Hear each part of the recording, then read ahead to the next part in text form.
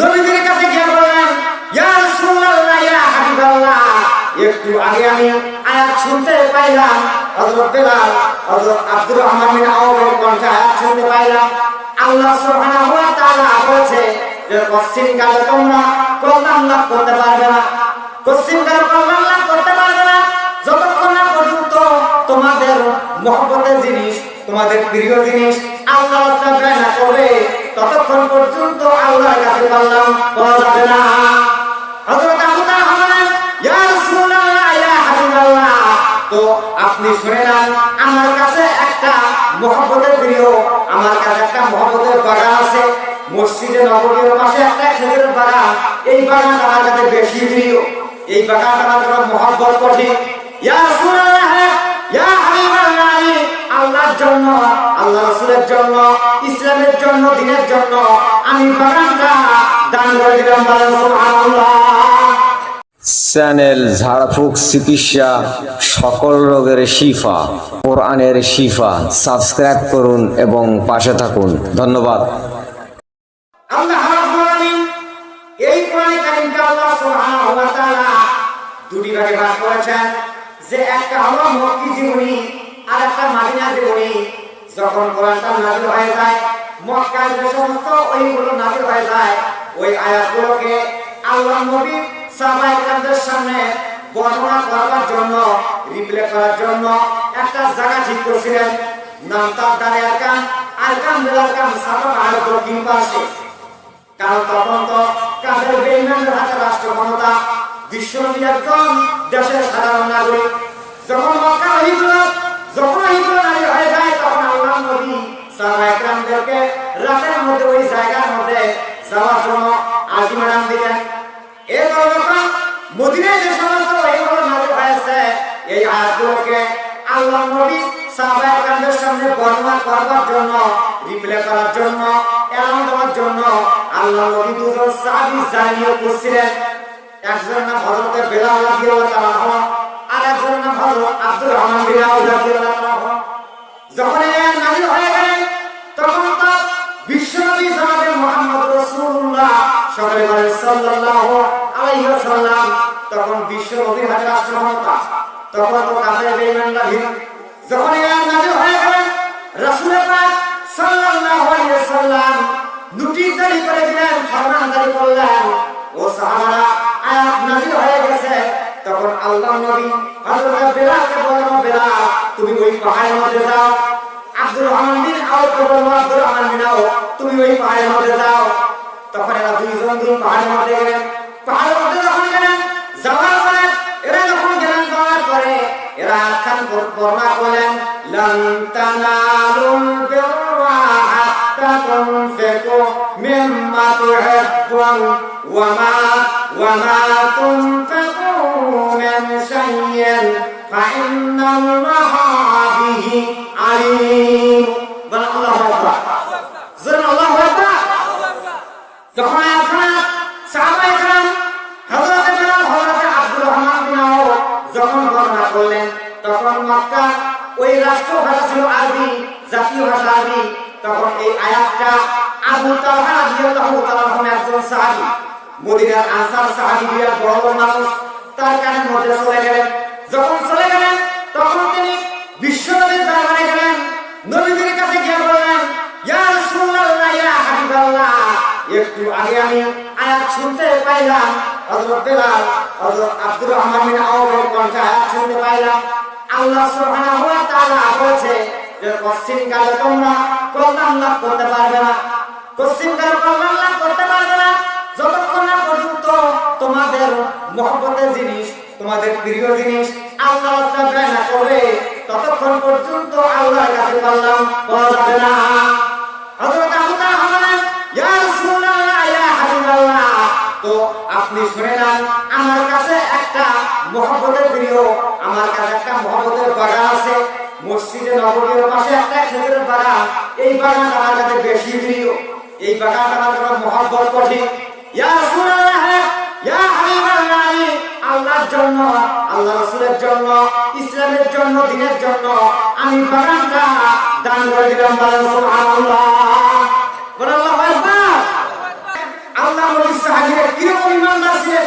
ওরা যখনই শুনতে পেয়েছে যে আল্লাহ পাক যতক্ষণ পর্যন্ত তোমরা মহব্বত প্রিয়জনী দিবে না ততক্ষণ কল্যাণ লাভ করতে পারবে না, মদিনার আনসারী সাহাবী তখন সঙ্গে সঙ্গে গিয়ে ওই বাগানটা দিয়ে এরপর বলেন, হুজুর এই বাগানটাই শুধু নয়, আমার কাছে আরেকটা মহব্বতের জিনিস আছে। সেটা কোনটা? সেটা হচ্ছে আমাদের একটা বিরহানের কূপ। ওই কূপের পানি আপনি মাঝে মধ্যে গিয়ে পান করেন, এটা কিন্তু আমি লক্ষ্য করি, আমি ফলো করি। কে বলছে? নবীজির সাহাবী আবু তালহা রাদিয়াল্লাহু তাআলা। আমি ফলো করে আপনি ওই পানি পান করেন, তা আমি আপনাদের জন্য এগুলো দিয়ে দিলাম, আপনি ইসলামের পথে ব্যয় করেন। রাসূল পাক সাল্লাল্লাহু আলাইহি ওয়াসাল্লাম এবার আবু তালহাকে বললেন, ও আবু তালহা তুমি শুনে নাও, ওই যে খেজুরের বাগানটা দিলা, এই খেজুরের বাগানটা তুমি তোমার আত্মীয় স্বজনদের কাছে ভাগ বন্টন করে দিয়ে দাও, আর এই বিরহান কূপটা তুমি আল্লাহ ঘরের জন্য দিয়ে দাও। সুবহানাল্লাহ। তাহলে এই যে আল্লাহ কাছে লাগলো, আর বাগানের ফল গরিব ফকির মিসকিন এতিমরা এদের কাছেও লাগলো। আমার বন্ধুরা, এরপর যখন এটা সাবজেক্ট শেষ হয়ে গেল তখন ওই আয়াতের কণ্ঠ আরেকজন সাহাবীর নাম তার যায়েদ বিন হারিসা রাদিয়াল্লাহু আনহু, ওনার কানে গেলেন। উনি একটা ঘোড়া নিয়ে এক জায়গার মধ্যে দ্রুত ব্যাগে যাচ্ছেন, একটা কাজের মধ্যে যাচ্ছেন। যখন আব্দুর রহমান বিন আউফ হযরত বেলাল রাদিয়াল্লাহু তাআলা যখন এই আয়াতটা পাঠ করলেন, লান তানালুল বিররা হাত্তা তুনফিকু মিম্মা তুহিব্বুন ওয়া মা তুনফিকু মিন শাইইন ফাইন্নাল্লাহা বিহি আলীম। যখন পাঠ করলেন হযরত যায়েদ বিন হারিসা রাদিয়াল্লাহু তাআলা তখন দ্রুত ব্যাগে ঘোড়াটা ওপেন ব্যাগ গো ব্যাগ ওই জায়গার মধ্যে গেলেন না, তখন তিনি বিশ্বনবীর দরবারে হাজির হয়ে গেলেন। ওই যে কানের মধ্যে আওয়াজ চলে গেছে, রাসূল যখন চলে গেলেন যাওয়ার পর চান, ইয়া রাসূলুল্লাহ ইয়া হাবিবাল্লাহ, আমি একটু আগে শুনতে পাইলাম আল্লাহ সুবহানাহু ওয়া তাআলা বলেছে যে তোমরা পশ্চিম কালে কল্যাণ লাভ করতে পারবে না, তোমরা লাভবান হতে পারবে না যতক্ষণ না পর্যন্ত তোমরা পছন্দের জিনিসটা না দেবে। এই জন্য ইয়া রাসূলুল্লাহ ইয়া হাবিবাল্লাহ, আমার পছন্দের ঘোড়াটা আমি আল্লাহর রাস্তায় দিয়ে দিলাম। সুবহানাল্লাহ। ওই ঘোড়াটা দিয়ে এই জন্য আল্লাহর ঘর মসজিদের জন্য আল্লাহর জন্য নামাজ রোজা ভাই করিয়া জান্নাত নয়, জান্নাত তো আমার দিকে দয়া করি। আরে ভাই ইবাদত বন্দেগী করিয়া হিসাব দিয়ে জান্নাত যাইবেন, মনে করবেন যে যেগুলি ইবাদত আমি করেছি এইগুলা হিসাব নিকাশ দিয়ে জান্নাত যাওয়ার বাঁচিবে, এই পরিকল্পনা করেন না। এক গ্লাস পানি তামানো দিছে বলি ছেলের এক যুবক, ঘটনা বলার সময় করলাম। তাহলে আমাদেরকে কি করতে হবে? ইবাদত বন্দেগী করতে হবে, আল্লাহর রাস্তায় ব্যয় করতে হবে। এটা রাস্তার সাথে উনি কথা বলেছেন, শেষ করে উনি মসজিদের নামে জায়গা দিয়েছে। তো দেখেন ওই বলেছিলেন লোকটা বলল কি যে আমি এটা তোমাকে পরীক্ষা করলাম। আল্লাহ পাক কোরআনে কারিমের মধ্যে বলেছেন, এরপরে তখন আল্লাহ পাক কোরআনে কারিমের মধ্যে বলেছে যে আমি কিছু কিছু মানুষ দিয়ে কিছু কিছু মানুষকে পরীক্ষা করি, মানে এই যে এরকম পরীক্ষা করি, পরীক্ষা। এই জন্য আল্লাহ পাক পরীক্ষা করবে। ঈমান এনেছি, নামাজ রোজা হজ যাকাত কালাম না। একটা ছাত্র যখন লেখাপড়া করে, তো একটা ছাত্র যখন লেখাপড়া করে মনে করে বাংলাদেশের সমস্ত লেখাপড়া শেষ করে ইতিহাস থেকে ওটা সার্টিফিকেট নিয়ে ঢাকা গেলেন, যাওয়ার পরে বললেন যে এই যে সার্টিফিকেট চাকরি দেন, চাকরি দিবে। ওদের উপরে পাগল হয়ে মাথা খারাপ হয়েছে, কারণ ওটা চাকরির দরখাস্ত দিতে হবে, তারপরে ইন্টারভিউ দিতে হবে, তারপরে ভাইবা হবে, তারপরে চাকরির ভিতর রেজাল্ট হয়। তার সার্টিফিকেট দেখে যখন চাকরি দিবে না, ঠিক অনুরূপভাবে ঈমান এনেছি, নামাজ রোজা হজ যাকাত হলেই কিন্তু জান্নাত দেবে না। জান্নাত যাইতে গেলে আল্লাহ পরীক্ষা করবে। এরকম বিভিন্ন জায়গা ইবাদত বন্দেগী মাল সারা সব দিতে হবে। আর জান্নাত তো আল্লাহ পাক বিক্রি করে দিয়েছে, জান্নাত আল্লাহ বেচে বলে দিয়ে দিয়েছে। এখন তাহলে আমরা আপনার কি এটা না, জান্নাত বিক্রি করেছে কার কাছে? মুমিনদের কাছে। মুমিনদের কাছে জান্নাত বিক্রি করে দিয়েছে বিনিময় সম্পদ, জান, মাল এগুলি। কোরআনে কারিমে আল্লাহ রাব্বুল আলামিন বলেন, ইন্নাল্লাহা আশতারা মিনাল মুমিনিনা।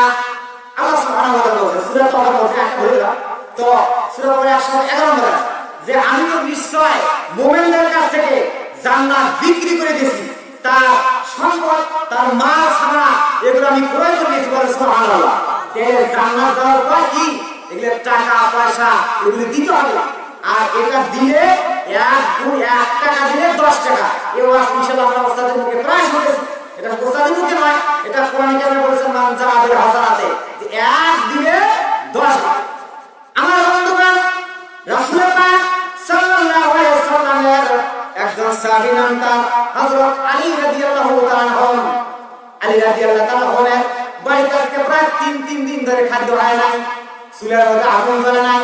মা ফাতেমা রাদিয়াল্লাহু তাআলা আনহা এবার একটা চাদর বার করলেন, চাদর বার করে আলী রাদিয়াল্লাহু তাআলা আনহুর হাতে দিলেন। দেওয়ার পর বলেন, আলী গো, এই চাদরটা বাজারে গিয়ে বিক্রি করবে, করার পরে যতটুকু রিয়াল হয়, যতটুকু পয়সা হয়, এই পয়সা নিয়ে খাদ্য সামগ্রী আনবে। আলী রাদিয়াল্লাহু তাআলা আনহু এরপরে মা ফাতেমার চাদর নিয়ে গেলেন। যাওয়ার পর ওই চাদরটা বিক্রি করলেন 6 টাকায়। কয় টাকা বিক্রি করেছেন? 6 টাকা বিক্রি করেছে। বিক্রি করার পরে এরপরে যখন বিক্রি করলেন, করার পর মুদিখানার দোকান যাবে, যাওয়ার পরে কিছু সওদা নেবে। এমন সময় পিছন দিক থেকে একজন সাহেব মিসকিন এসে বলল, আসসালামু আলাইকুম। আলী রাদিয়াল্লাহু তাআলা আনহুকে সালাম দিলেন।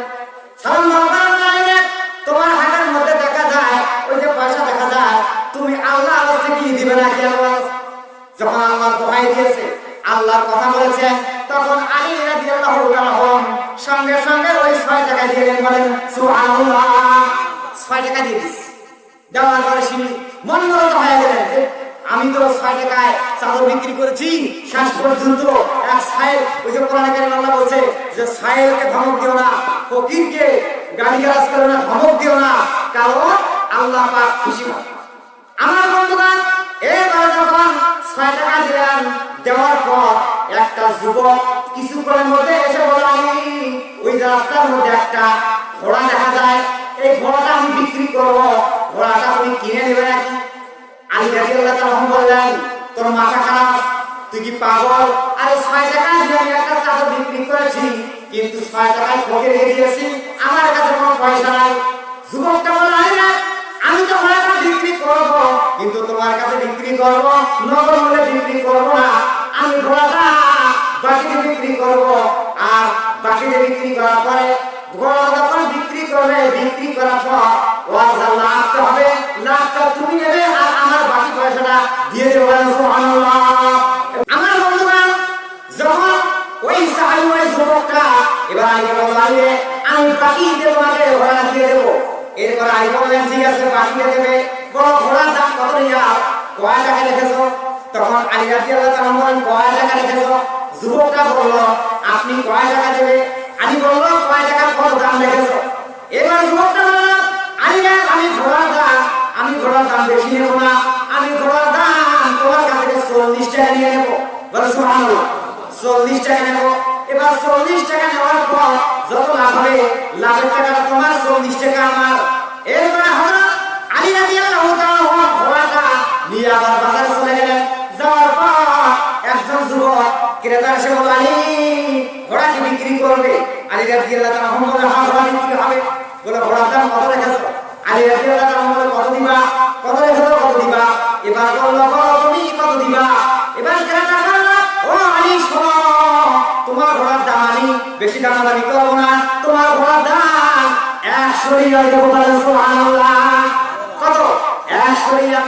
যখন 100 টাকা ঘোড়া বিক্রি করলেন, করার পরে আলী রাদিয়াল্লাহু তাআলা ওই পয়সা নিয়ে মুদির দোকান যাচ্ছেন, তখন পিছন দিক থেকে যে বাকিতে ঘোড়া দিয়েছে উনি জামা টেনে ধরলেন। জামা টেনে ধরে বললেন, আমার কাছ থেকে তুমি যে ঘোড়া বাকিতে নিয়েছো, এখন আমার কম 40 টাকা দিয়ে দাও। 40 টাকা দিলেন। দেওয়ার পরে আলী রাদিয়াল্লাহু তাআলা কয় টাকা থাকলো? কয় টাকা থাকলো? 60 টাকা। ফকিরকে কয় টাকা দিয়েছে? কয় টাকা? 6 টাকা। আল্লাহ বলেছেন, মান যাবাল হাসানাতে ফালাহু আশারু আমসালিহা। আল্লাহ সুবহানাহু ওয়া তাআলা বলেন, আমার কোন হৃদয়বান বান্দা যদি আমার উদ্দেশ্যে আমাকে খুশি করবার জন্য ওই মসজিদের উন্নতি করার জন্য 1টি টাকা দান করে, আমি আল্লাহ পাক তার জন্য 10 গুণ বাড়াবো। সুবহানাল্লাহ। সময় খুব সঙ্গে আমি বুঝতে পেরেছি, এই জন্য এরপর আলী রাদিয়াল্লাহু তাআলা সঙ্গে সঙ্গে তরিতে কিছু বাজার সওদা নিলেন, নেওয়ার পরে বাড়ি গেলেন। বাড়ি যাওয়ার পরে মা রাদিয়াল্লাহু তাআলাকে খানাগুলো দিলেন, তরি তরকারি জোগাড় করো, রুটি তৈরি করো, তরি তরকারি রান্না করো, আর এই বাকি পয়সাগুলো রেখে দিয়ে দাও। মা ফাতেমা বললেন, আলী তুমি তো মাত্র একটা চাদর বিক্রি করেছো, চাদরটা কয় টাকায় বিক্রি করেছো, কয় রিয়ালে বিক্রি করেছো? আলী রাদিয়াল্লাহু তাআলা বলেন 6 রিয়াল বিক্রি করেছি। মা ফাতেমা বলেন 6 রিয়াল বিক্রি করেছো, কিন্তু এত পয়সা দিলে কোথায়, এত টাকা দিলে কোথায়? আমার আপনার স্ত্রী হয়ে গেল, বলে ঠিক আছে, ভালো আছে, কিন্তু দেখেন বিশ্ব নবীর একজন কন্যা এবং সাহাবায়ে কেরামের স্ত্রীরা দেখেন শিক্ষা নেন।